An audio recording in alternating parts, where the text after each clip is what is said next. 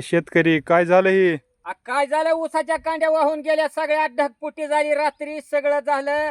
ती फडवणीस अनुदान टाकतो म्हणलं दिवाळीला, ती अनुदानचा पत्ता नाही. कर्जमाफी करतो म्हणलं, त्याचा पत्ता नाही.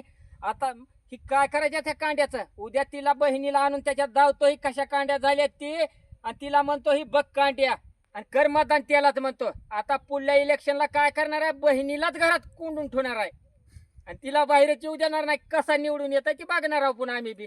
तिला काय घरी बसायला लागली, आणि ही उसात रानमाळ एवढी डगपुटी झाली आमची. माय वाचली, सगळ्या कांड्या गेल्या, इकडे ही सगळं नुकसान झालंय माझं. तरी त्याला काय चिंता ना काही नाही. आता एवढ्याला जर ऊस वाहून गेला तर मी काय करू म्हणणार?